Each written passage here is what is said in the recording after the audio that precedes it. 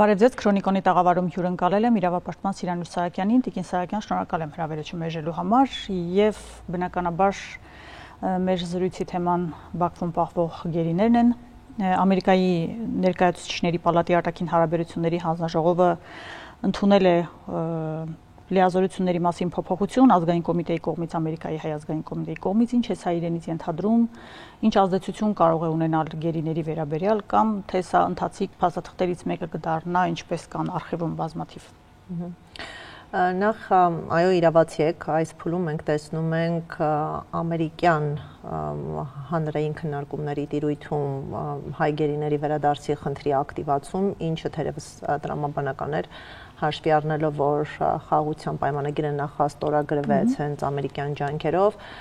մեծ սպասումներ կար, որ խաղաղությունը նաև անդրադառնալու է Բաքվում ապօրինաբար պահվող հայ պատանիների ճակատագրին եւ նաև երաշխավորելու է նրանց վերադարձը,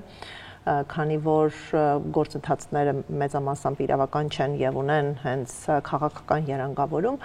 սակայն հրապարակված տեքստում բացակայեց գերիների վերադարձի վերաբերյալ դրույթ եւ սա հուսախաբություն առաջ բերեց, ավելին տեքստը արդարության մերժման, արդարադատության մերժման միտված դրույթ էր պարունակում, որպիսի հանգամանքներում գերիները թողնվում էին նաև իրավական պաշտպանությունից դուրս, չմոռանանք, որ պայմանագիրը ունի դրույթ, համաձայն որի փաստաթուղթը ուժի մեջ մտնելուց հետո մեկամսյա ժամկետում կողմերը հրաժարվում են միջպետական իրավական գործընթացներից, իսկ Հայաստանի կառավարությունը հանձնարարել էր որոշակի խումբ գերիների պաշտպանությունը եւ 2023 թվականի ագրեսիայի հետևանքով Բաքվում հայտնված նախկին ղեկավարների խնդիրը իրավական առումով ներկայացնում էր հենց Հայաստանի Հանրապետության կառավարությունը եւ սա հասկանալի տարակուսանք առաջ բերեց, որ մի կողմից փաստաթուղթը չի կարգավորում նրանց վերադարձի հարցը, մյուս կողմից այն իրավական մեխանիզմները, որոնք կարող են պաշտպանություն շնորհել գերիներին, մերժվում են, բացառվում են եւ ամբողջովին նրանց խնդիրը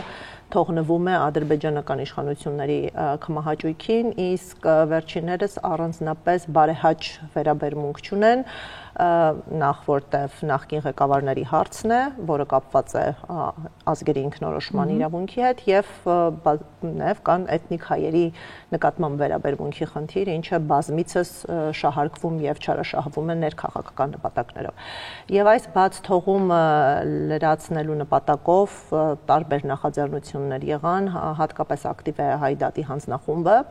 եւ տարաբնույթ նամակներ են հասցեագրվել կոնգրեսականներին, այստեղ օրենսդիր մարմինը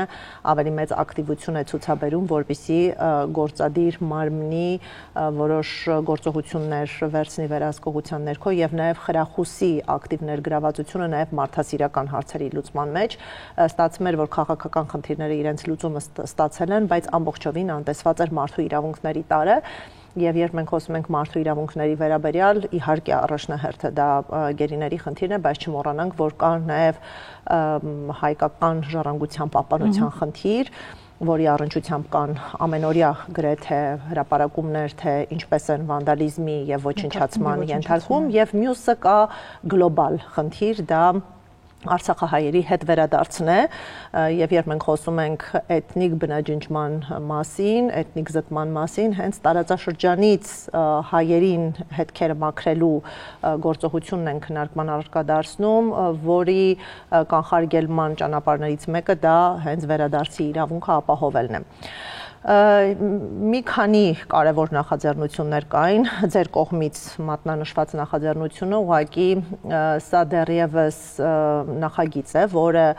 կարևոր փուլ հաղթահարել է, այսինքն մասնագիտական առումով արտաքին հարաբերությունների հանձնաժողովը հավանության է արժանացրել, ինչը նշանակում է, որ լիագումար նստաշրջանում այն կարող է քննարկվել եւ դառնել օրենք։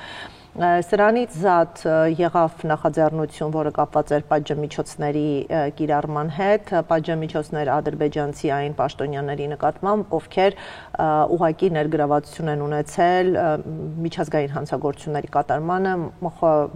խոսքը բռնի տեղահանության, պատերազմական հանցագործություններին էր մեծապես վերաբերում, ցավոք այս նախագիծը հաջողությամբ չհաղթահարեց անգամ հանձնաժողովի փուլը եւ շատ սահմանային 24-26 ձայների հարաբերակցությամբ այն չընդունվեց, սակայն դրանով հանդերձ խիստ կարևորում եմ, որ նման քաղաքական պրոցեսներ տեղի են ունենում հենց օրեսդիր մարմնի շրջանակներում։ Մենք պետք է նախ սպասենք, տեսնենք, թե այս նախագիծը դառնում է օրենք եւ եթե այն դառնա օրենք, ստացվում է, որ որոշակի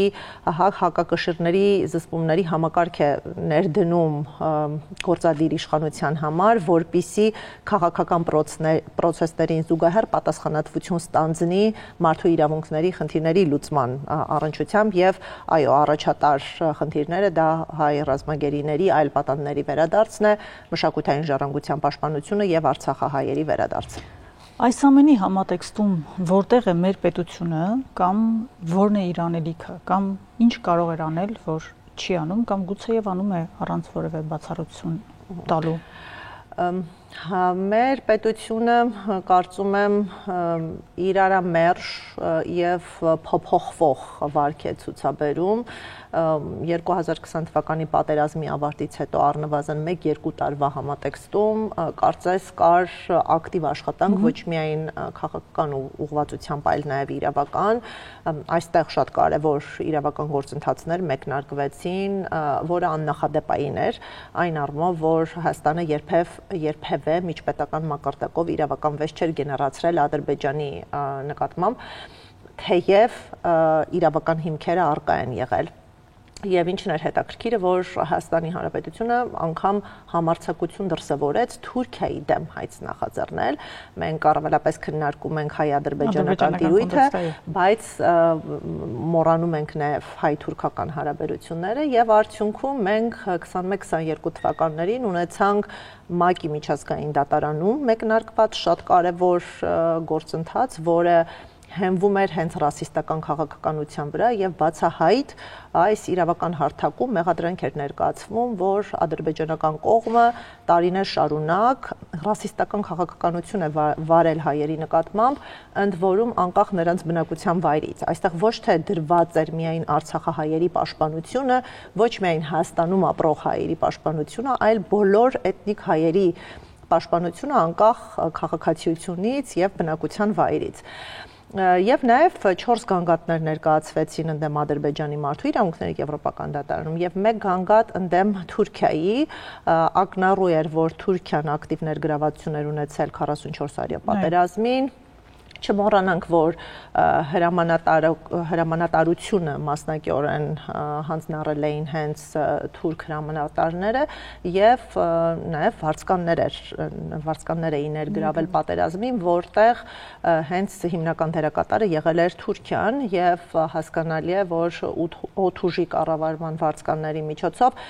իրականացվել էին նաեւ պատերազմական հանցագործություններ, ուստի մարդու իրավունքների խախտումների համար համապարտ պատասխանատվություն պետք է կրեր նաեւ Թուրքիան։ Սակայն հետագայում մենք տեսանք փոփոխություններ, մասնավորապես Հայաստանը դադարեցրեց ակտիվ նախաձեռնությունները իրավական, նշեմ, որ այլ դատական հայցեր ներկայացնելու հնարավորություն Հայաստանը եւս ունի, օրինակ խոշտանգումների հիմքով, այսինքն դադար տվեց եւ ակտիվ նոր նախաձեռնություններ չիրականացրեց եւ մենք հետագայում նկատեցինք, որ թեև իրավական գործընթացները ձևականորեն պահպանվում են, սակայն դրանք ավելի пассив փուլեր են թևածել եւ ծանրաբեռնվածությունը ընկնում է քաղաքական հարթակին, որտեղ Ադրբեջանի կողմից մեղադրական ընկալվող հայտարարություններ կամ գործողություններ չեն իրականացվում եւ հիմնական նարատիվը այն է, որ գոյություն ունի կենսունակ երկխոսություն հայ-ադրբեջանական հարաբերություններում, երկկողմ են դրանք եւ որևէ արտաքին միջամտություն կամ մեղադրական գործելակերպ կարող է վտանգել այդ կենսունակ հարթակը, ուստի այն անթույլատրելի է։ Բայց միայն հայկական կողմից է մենք միշտ պատճառաբանում ենք, որ մենք չենք պատասխանում, որտեղ գուցե դա սադրանք է եւ այլն եւ այլն։ Այն կողմից կարծեք թե ոչինչ չի։ Այո, սա ավելի կաշկանդում է հայկական կողմի գործողությունները։ Մենք կարծես թե ինքնագրաքննում ենք մեր գործելակերպը հենց ադրբեջանական դիտանկյունից եւ ինձ համար պատճառները շատ պարզ են, բանակցային գործընթացում Հայաստանը ունի նույն բանակցային ուժը, ենթարկվում է ադրբեջանական ճնշումների եւ այդ ճնշումների ներքո կատարում է այնպիսի գործողություններ, որոնք ընդունելի են հենց ադրբեջանական կողմին։ Եվ այս քաղաքականության նպատակը միջազգային գործընկերների ներգրավվածությունը մերժելն է կամ հեռացնելն է։ Առավելապես խնդիրները տեղափոխվում են երկկողմանի հարթակ, որտեղ հայկական կողմը թույլ է, եւ միջազգային գործընկերները առավելապես դիտող եւ սատարող դերում են, սակայն նրանց ակտիվ միջամտությամբ խնդիրներ չեն լուծվում։ Ըստ ումը մենք պետք է դաս քաղանք ի վերջո, որ միջազգային գործընկերների մենք առնվազն չենք հետաքրքրում, եթե իրենց քաղաքական շահը չի համընկնում մեր քաղաքական շահի հետ, եւ վերջին տարիներին միշտ մեր շահերը չեն համընկնում։ Դա ինքնին կարծում եմ հավելյալ գործոն է, որ միջազգային գործընկերները ակտիվություն չեն դրսևորի, քանի դեռ չկան համընկնող աշխարհաքաղաքական շահեր, բայց մյուս կողմից շատ հեշտ է լեգիտիմացնել պասիվությունը, եւ ասել այդ տեսակետը։ Երբ հարցերի լուծումը ամբողջովին դելեգացվում է երկկողմանի հարթակ, բանակցային հարթակին, եւ բազմաթիվ շփումներում նրանք հստակ ուղերձներ են հղում, որ մենք չենք կարող կատարել այնպիսի գործողություններ, որոնք բանակցության շուրջ նստած կողմերը կարող են մեկնաբանել որպես վտանգող բանակցային գործընթացին վնասող գործելակերպ։ Օրինակ, երբ մենք բարձրաձայնում ենք պատժամիջոցների կիրառման խնդիրը, շատ հստակ է պարզաբանումը, որ դա քաղաքական գործիք է եւ վերջնական գործիք է, երբ ներազդելու հնարավորությունները, այլընտրանքային հնարավորությունները սպառված են, բայց քանի դեռ Հայաստանը եւ Ադրբեջանը երկխոսում են եւ խոստում են ձևավորում, որ երկխոսությամբ հարցերը կարող են լուծում ստանալ, որևէ կերպ քաղաքականապես նպատակահարմար չէ Ադրբեջանի նկատմամբ պատժամիջոցներ կիրառելը։ Կարծում եմ հայկական կողմի վարքագիծը արդյունավետորեն լեգիտիմացնում է նաև միջազգային գործընկերների պասիվությունը։ Ես ուզում եմ անդրադառնալ մի շատ կարևոր կառույցի, ձեր նշած ժամանակահատվածում, երբ Ադրբեջանի դեմ գանգատեր ներկայացում եւ այլն, Միեդում ՀՀ կառավարության ներկայացուցիչը տեսնում էինք որոշակի աշխատանք, նաև մասնագիտական որակներ եւ այլն։ Այժմ Եղիշե Կիրակոսյանի Դրմյանից հետո Կարեն Անդրեասյանն է այդ պաշտոնին, չմոռանանք, որ նա անկախ կառույցի ղեկավար էր եւ SMS հաղորդագրությամբ դուրս եկավ այդ կառույցից եւ չմոռանանք նաեւ թե Բարձրագույն դատական խորհրդի նախագահ լինելու ժամանակ ինչ տեղի ունեցավ շատ դատավորների հետ, ինչ է անելու այս հարթությունում այս մարդը։ Մենք այստեղ ավելի խորքային խնդիրներ ենք տեսնում, նախ պետությունը մեծ հաշվով ունի հայեցողություն ընտրելու այն ներկայացին, ով իրացնելու է շահերի պաշտպանությունը միջազգային հարթակներում, բայց հասկանալի է, որ իրավական ներկայացությունը նախ եւ առաջ մասնագիտական որակներ պահանջող գործելակերպ է, ընդ որում նեղ մասնագիտացմամբ, օրինակ քրեաիրավական ոլորտի լավագույն մասնագետը արդյունավետորեն չի կարող պետության շահերը պաշտպանել արբիտրաժային գործընթացներում կամ նույն մարդու իրավունքներին առնչվող վեճերում, այսինքն այստեղ նաև մասնագետի մասնագիտացման ոլորտը նշանակություն ունի։ Եվ մենք տեսանք, որ մասնագիտական լուծումները համարվեցին անթույլատրելի եւ ավելին մասնագիտական կարծիք արտահայտած ներկայացուցիչը ըստ էության ենթարկվեց պատասխանատվության։ Մյուս կողմից պաշտոնը վստահվեց քաղաքական թիմի անդամի, որքան էլ որ պարոն Անդրեասյանը հետագայում զբաղեցրել է Բարձրագույն դատական խորհրդի նախագահի անկախ պաշտոնը, վերջինիս գործունեությունը մեծապես ասոցացվում է քաղաքական գործունեության հետ, կարծում եմ անունը ավելի շատ հիշվելու է որպես քաղաքական գործիչ, այլ ոչ թե լավագույն դատավոր, Բարձրագույն դատական խորհրդի լավագույն նախագահ, որը կարողացել է կայացնել դատական համակարգը, եւ երբ մենք քաղաքական գործիչներին փորձում ենք ներգրավել իրավական պաշտպանության ոլորտ, այստեղ խնդիրներ են առաջ գալիս, կարծում եմ համակարգային եւ ստացվում է, որ կարևորությունը այստեղ լոյալությունն է, այլ ոչ թե մասնագիտական ներկայացվածությունը, սակայն վստահ եմ, որ պարոն Անդրեասյանի ներգրավելով պետությունը նաեւ լրացուցիչ խնդիր է լուծում, այս պահին էլ Եվրոպական դատարանում քննվում են գործեր, որտեղ քննարկման առարկա է դարձվում հենց բարձրագույն դատական խորհրդի կողմից դատավորների իրավունքների խախտումները, մենք արդեն իսկ ունենք Սուրեն Անտոնյանն ընդդեմ Հայաստանի գործը, որտեղ Կարեն Անդրեասյանի ներգրավմամբ հարցի լուծումը որակվել է որպես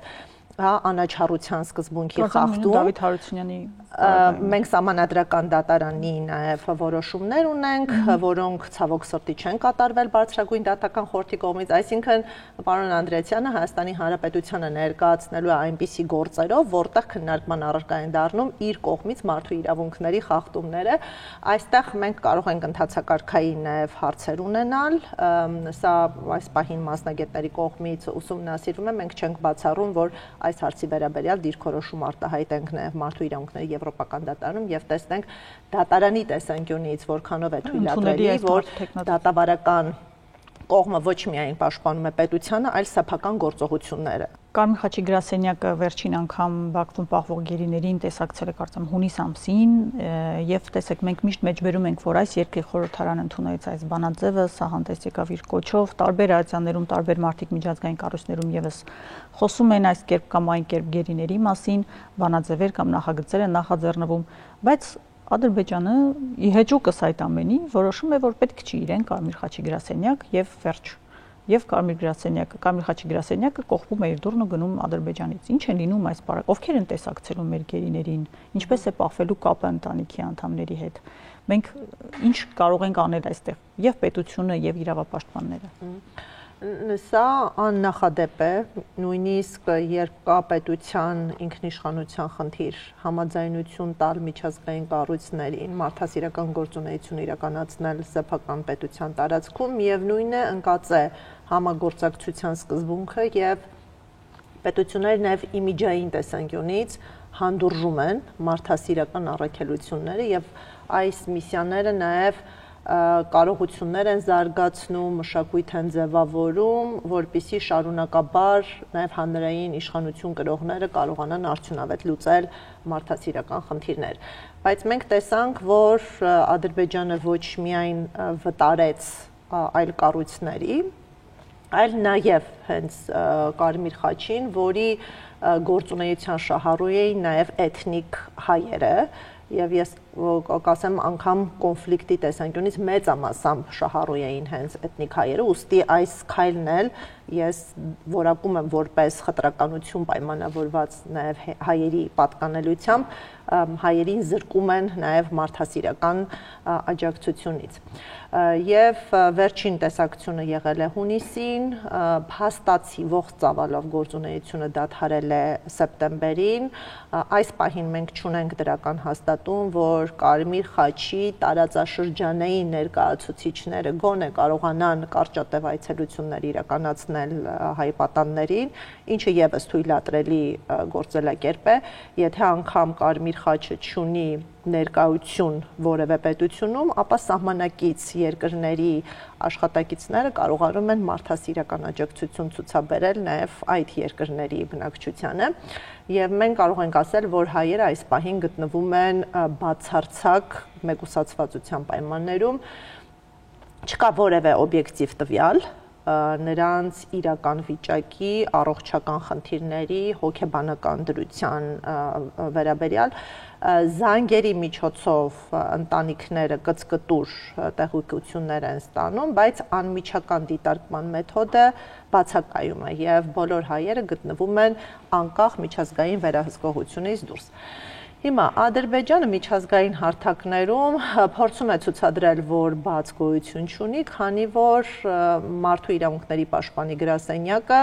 այցելություններ է կազմակերպում եւ ՄԻՊ-ը կարող է Կարմիր խաչին փոխարինող մեխանիզմ լինել, այն կարող է լինել խոշտանգումների կանխարգելման մեխանիզմ։ Եթե այլ երկրների պարագայում դա ճշմարիտ է,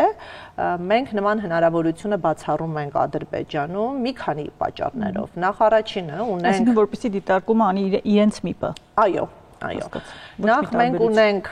հստակ վկայություններ, որ հայերը նաև վատ վերաբերմունքի են արժանացել ՄԻՊ-ի կողմից։ Երբ ՄԻՊ-ը ցուցադրական այցելություններ է կատարել, նկարահանումներ, որպիսի ապացույցներ տան միջազգային դատական գործընթացներում, անգամ այս ցուցադրական տեսակցությունների շրջանակներում նրանք ենթարկվել են վատ վերաբերմունքի, այնպիսի խոսույթ է օգտագործվել, որը նսեմացրել է նաև հայերի ազգային ինքնությունը եւ մարդու իրավունքների պաշտպանության առաքելություն ունեցող սուբյեկտը եւս հակահայկականության տրամադրությամբ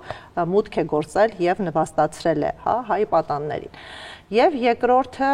մարդու իրավունքների պաշտպանի գրասենյակները, պաշտպանի ինստիտուտները ավելի ճիշտ, ենթարկվում են միջազգային գնահատման, վերջիներս պետք է համապատասխանեն փարիզյան սկզբունքներին, որոնց մեջ առաջնային է անկախությունը, անկախ գործունեություն գործադիր իշխանությունից, եւ ադրբեջանական ՄԻՊ-ը ունի B որակավորում, ինչը նշանակում է, որ չի համապատասխանում անկախության պահանջներին, այսինքն ՄԻՊ-ի գործունեությունը ասոցացված է գործադիր իշխանության գործունեության հետ, իսկ մենք գիտենք, որ հայերի ապօրինի ազատությունից զրկելը, ապօրինի դատաբարությունները դրանք գործադիր իշխանության քաղաքական պատվերի արդյունք են, այսինքն այս կախյալ կառույցը չի կարող որևէ անկախ գործունեություն իրականացնել հայերի հետ հարաբերություններում, եւ սա ընդհանրապես քողարկում է, որպիսի միջազգային վերահսկողության բացակայության պայմաններում նրանք ավելի հեշտությամբ եւ աննկատ կերպով խոշտանգեն կամ վատ վերաբերմունքի արժանացնեն հայ պատաններին։ Եվ մենք այստեղ նաև կապ ենք տեսնում խոշտանգումների եւ դատավարությունների միջև։ Ինչպես տեսնում եք, դատավարություններում օգտագործվում են ցուցմունքներ, որոնք իրականությանը չեն համապատասխանում, դրանք երբեմն հնչեցվում են հայ պատանների անունից, մյուս կողմից կան նաև ադրբեջանական տուժողներ կամ վկաններ, որոնք եւս հարկադրանքի ներքո ցուցմունքներ են տալիս։ Այսինքն այն, որ տվյալ երկրում գործունեություն չեն իրականացնում խոշտանգումների կանխարգելման մարմիններ, հանգեցնում է մի իրավիճակի, որ պետությունը միջազգային վերահսկողությունից դուրս խոշտանգում եւ հարկադրում է իր վերահսկողության տակ գտնվող յուրաքանչյուր անձի եւ դրանք առավել դաժան դրսեւորումներ են ունենում էթնիկ հայերի նկատմամբ։ Այսինքն փաստացի ստացվում է, որ Կարմիր խաչի բացակայության պայմաններում Ադրբեջանն ունի ապահովելու ձև իբրև թե իր ՄԻՊ-ը կարող է որոշակի գործողություններ կատարել կամ որոշակի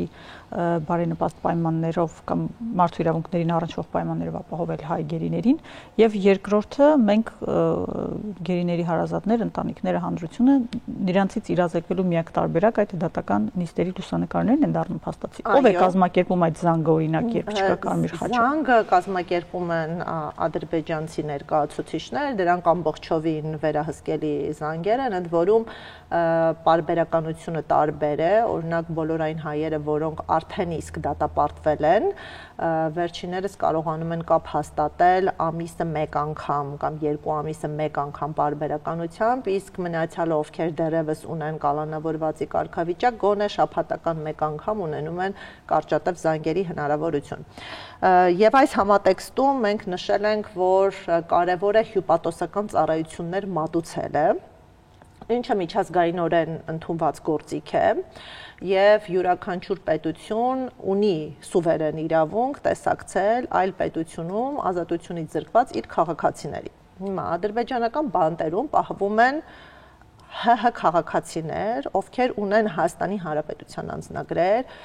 կան մարդիկ, որոնք բացառապես եղել են Հայաստանի Հանրապետության քաղաքացիներ եւ վերջիններս չեն ունեցել բնակություն կամ քաղաքացիություն Լեռնային Ղարաբաղի Հանրապետությունում։ Այսինքն այստեղ նաև այդ պաշտպանիչ անձնագրերի վիճելի հարցեր չեն կարող արծարծվել, եւ Հայաստանի Հանրապետությունը հնարավորություն ունի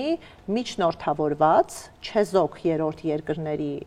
աջակցությամբ տեսակցել իր քաղաքացիներին եւ տրամադրել հյուպատոսական ծառայություններ, որը ներառում է օրինակ բժշկական օգնություն, փաստաբանական օգնություն, վիճակի հանգամանքների վերաբերյալ ծանոթացում, անհրաժեշտության պարագայում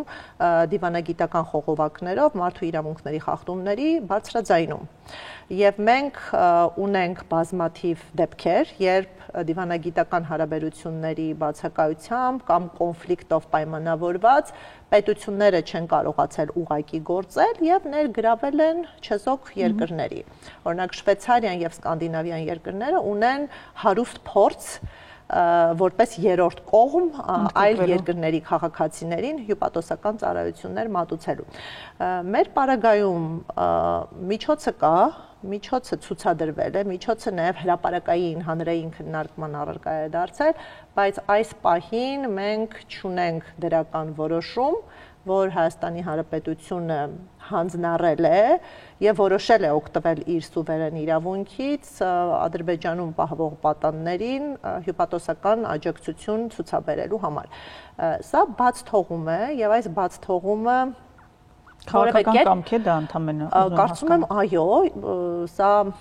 այլ տրամաբանական բացատրություն չի կարող ունենալ, ինչու պետությունը չի ցանկանում իր սուվերեն իրավունքից օգտվել իշա սեփական քաղաքացիների։ Եվ մեկ այլ հարցադրում է առաջ բերում,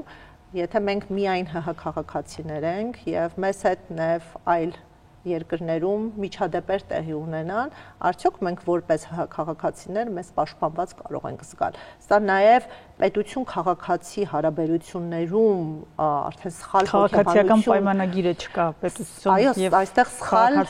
փոխհարաբերություններ կարող է ձևավորել եւ սա նաև հոգեբանական պարտություն է, կարծում եմ յուրաքանչյուր ՀՀ քաղաքացի պետք է անվերապահ վստահություն ունենա, որ ցանկացած երկրում դա կլինի Ադրբեջանը, Թուրքիան, Ֆրանսիան, Ամերիկայի Միացյալ Նահանգները, եթե իր իրավունքների միջամտություն լինի, ապա Հայաստանի Հանրապետությունը իր դիվանագիտական կորպուսով գտնվելու է այդ քաղաքացու կողքին։ Տիկին Սահակյան, դուք ասել եք, որ այդ զրույցներից մեկում նկատվել է կամ չգիտեմ ինչ հանգամանքներով պայմանավորված, որ ոչ Արցախի ռազմաքաղաքական ղեկավարների, այլ մյուս գերիների թվում ինքնասպանության փորձ է եղել։ Ինչ լրացուցիչ տեղեկություն կա այս մասով։ Նշեմ, որ ոչ միայն վերջին, այլ նաև նախորդիվ ժամանակահատվածներում մենք ստացել ենք ահազանգեր տարբեր ընտանիքներից, որ սուիցիդալ վիճակում են գտնվում, կորցրել են հույսը ապրելու, վերադառնալու, որը առաջ է բերում կյանքի վերաիմաստավորման խնդիրներ եւ այս պարագայում կասկածի տակ է դրվում առհասարակ ողջ են վերադառնալու, թե առհասարակ մարմին է փոխանցվելու Հայաստանի Հանրապետության իշխանություններին եւ նման ծանր հոգեբանական իրավիճակում նման փորձեր եղել են, ինչպես գիտեք նաեւ պայքարի այլ միջոցներ են ընտրվել, այդ թվում հացադուլը, շատերի դեպքում դա հանգեցրել է կտրուկ առողջական վիճակի փոփոխությունների, հոսպիտալացման, Կարմիր խաչի գործունեության ընթացքում նաև արտահարթ տեսակցություններ է իրականացրել եւ այս ամենը վկայում է, որ բոլոր այն մտավախությունները, որ մենք ունենք կյանքի իրավունքի պաշտպանության առնչությամբ իրական են, այնտեղ գտնվող հայերը սպառնալիքների ներքո են, ուստի նրանց վերադարձը օր առաջ, ժամ առաջ ունի կենսական կարևորություն, ոչ միայն այս անձանց կյանքի իրավունքի տեսանկյունից, այլ նաև ընտանիքների տառապանքների տեսանկյունից։ Ի վերջո այս հարցը իրավական լուծում պետք է ստանա, թե քաղաքական, հաշվի առնելով նաև հենց առաջին ձեր պատասխանը օգոստոս 7-ին նախաստորագրված հռչակագիրը, ինչ լուծմամբ կամ ինչ տեսլական ունեք դուք։ Կարծում եմ իրական գործնական միջոցը հատկապես ներկա աշխարհաքաղաքական իրողությունների պայմաններում դա քաղաքականն է եւ առհասարակ կոնֆլիկտի լուծումը դա քաղաքական է եւ կոնֆլիկտով պայմանավորված խնդիրների հանգուցալուծումն առաջին հերթին ենթադրում է քաղաքական կամք եւ պատրաստակամություն, եւ մենք դա տեսանք նաեւ մյուս ներկա կոնֆլիկտներում, օրինակ եթե Իսրայել կարողացավ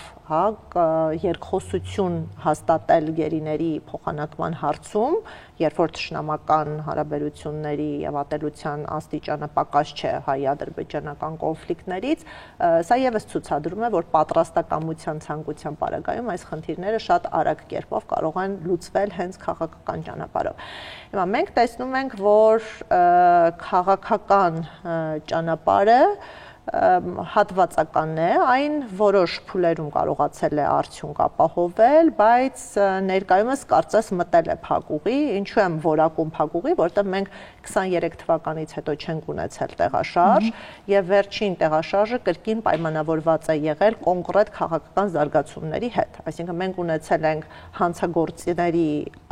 վերադարձ Ադրբեջան եւ ունեցել ենք քաղաքական աջակցություն Ադրբեջանի իշխանություններին հյուրընկալել մի միջոցառում, որտեղ նաև հակահայկական թեզեր են առաջ մղվել։ Հիմա դրանից առաջ եղել է նորից փոխզիջումային տարբերակով գերիների վերադարձ եւ մենք այս պահին ինչ-որ բան փոխզիջելու ներողություն իհարկե ունենք, թեև կա փաստաթուղթ, բայց այն դեռևս թղթի վրա է։ Եվ այս փաստաթղթում կա մի հարց, որը կենսական նշանակություն ունի Ադրբեջանի համար, դա նրանց կողմից վկայակոչվող Զանգեզուրի միջանցքն է, եւ այս խնդիրը կարծում եմ առաջնային կարևորության արտաքին քաղաքական խնդիր է եւ Ադրբեջանը ոչ միայն ցանկանում է այն տեսնել թղթի վրա, այլ ցանկանում է տեսնել դրա կյանքի կոչումը, իրագործումը եւ եթե այս ուղղությամբ դրական տեղաշարժեր լինեն, կարծում եմ հենց այս ֆոնին իրենց լուծումը կստանան նաեւ մարդասիրական խնդիրները։ Այստեղ մարդու իրավունքների հարցը դառնում է որպես լծակ։ Եվ սա պատճառը, որ մենք ոչ թե ընդունում ենք, որ այնտեղ գտնվողները զուտ գերիներ են, քաղբանտարկյալներ են, այլ պնդում ենք, որ պետք է ճանաչվի նրանց պատանդի կարգավիճակը, որտեղ նրանց ազատ արձակումը ուղղակիորեն կապված է քաղաքական խնդիրների լուծումներից։ Սակայն այս ամեն ինչով հանդերձ պետք չէ թերագնահատել իրավական ուղին, որտեղ քաղաքականության մեջ կարծում եմ բարոյականություն չկա, եւ մենք ներկայումս էլ տեսնում ենք, թե ոնց են արտաքին քաղաքական դերակատարները անտեսում իրավունքը, արդարությունը, բարոյականությունը եւ վայրի կերպով առաջ են մղում իրենց քաղաքական շահերը եւ ձեռք բերված պայմանավորվածություններն էլ շատ արագ խախտվում են, եթե դրանք ապահովող հստակ լուրջ մեխանիզմներ եւ երաշխավորներ չկան։ Հիմա հայ-ադրբեջանական հարաբերություններում նման երաշխավորվածություն չկա եւ ամեն պահի նույնիսկ ձեռք բերված պայմանավորվածությունները մարդու իրավունքներին առնչվող կարող են խախտվել եւ այս խախտումները զսպելու, հակակշռելու միակ բացառիկ ճանապարհը մեզ համար դա իրավականն է։ Եթե խնդիրները չեն ստանալու քաղաքական լուծում որոշակի ժամանակահատվածում, ուստի պետք է հետևողական լինել եւ ապահովել այդ խնդիրների լուծումը գոնե իրավական ճանապարհով։ Ես փոխզիջում ասելից նկատի ունեի շատ լավն էր բնականաբար ձեր դիտարկումը քաղաքական, մասով ես նկատի ունեի նաեւ մարդկային, օրինակ ունենալ ադրբեջանցիներ եւ փոխանակել եւ այլն։ Մենք մեր բոլոր տարբերակները սպառել ենք, պարտավորությունները կատարել ենք, եթե չեմ սխալվում, Հայաստանում այս պահին դեռ պահվում են վարձկանները, բայց հասկանալի է, որ վարձկաններին ստանալու որևէ ցանկություն եւ մտադրություն Ադրբեջանը չունի եւ չի կարող ունենալ, այլապես կընդունի ինչ որ բան, որ եւ նոր ապացույց կձևավորի իրենց կողմից իր եւ Թուրքիայի կողմից կատարված հանցագործությունների վերաբերյալ։ Շնորհակալություն Տիկին Սահակյան։ Մեծ դիտողներին հիշեցնեմ, որ իմ հյուրը իրավապաշտպան Սիրանուշ Սահակյանն էր։